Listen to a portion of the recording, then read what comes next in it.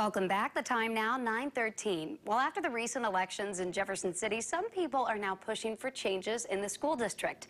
New leadership has been elected for the board, and some members are calling for more transparency, and they want to make it a priority to back teachers in the district. Now, just last night, school board members even met to talk about making the board more transparent. Joining me today is Steve Bruce, the treasurer of the Board of Education. Steve, first off, thanks so much for traveling down here and talking with us today. Certainly. Glad to have you. Yeah, well, we want to first start off with that meeting that you guys had last night. Were you able to accomplish anything in terms of the communication policy? I know it was something you were looking at. Sure. Well, you know, improved communications is something that the board has been working on for a while now, at least the past year, and last night was just an opportunity for us to take another step in the right direction in that area. What we did last night was we decided that we would take a second look and a review at our current open meetings policy, how our receiving comments from district patrons is governed currently, and what the Sunshine Law requires of us, the guidance it has for us. So we referred that to the districts. The board has a standing policy committee to review board policy. So that policy committee will meet on May 20th, I believe, and so they will take a look at the policy to see if there's anything that they can improve, make it better, improve upon, and then they will bring it back to the board as a whole for us to review and discuss and see if we want to move forward with any changes. Do you think some people just don't realize that there are some meetings that you do have to have in private, and they want it to be more transparent, but for legal reasons they have to be in private? Sure, certainly. I believe that's some of it. There are some areas where we just simply can't discuss those matters in public, and the Sunshine Law does give us the opportunity to close those meetings under law, under Missouri law, and that's to protect the identity of personally identifiable staff or our students, of course. Occasionally, if a district patron wants to come before us to discuss a matter that has to do with a specific staff member or a teacher or a principal or district administrator, then it's really our policy requires and law requires of us to accept their comments, but we really don't have the opportunity to say anything in response. So. Do you feel like the board's transparent?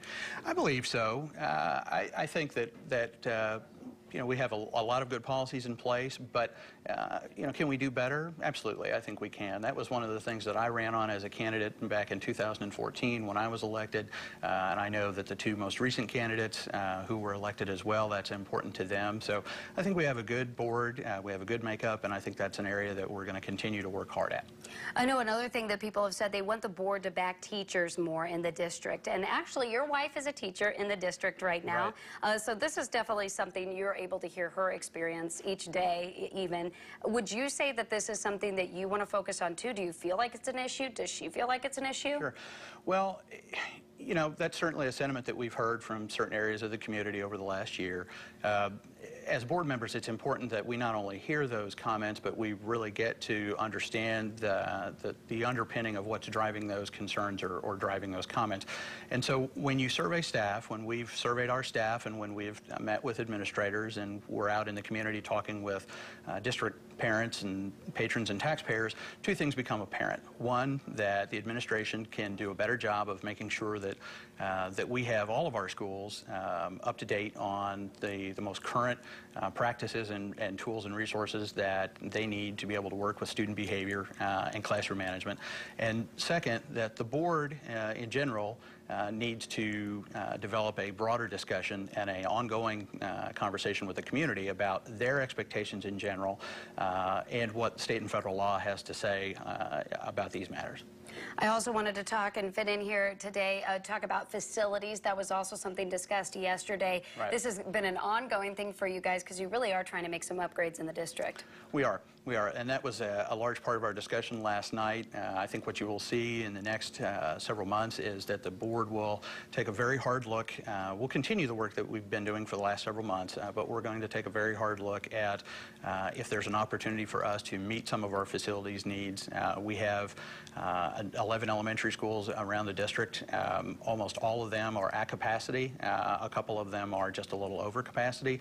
So we are packed to the gills, and we're going to need the support of the community at large to be able to address our space issues going forward. And you were talking, it's also about educating the community, too, about what you need. Sure, certainly. That's part of it, is that anytime, I'm a big believer, and I know the rest of the board is as well, that anytime you want to ask the public for their tax dollars to reach into their pockets a little deeper than they already do, that you have to make sure that you have a clear explanation to them of what you're asking for.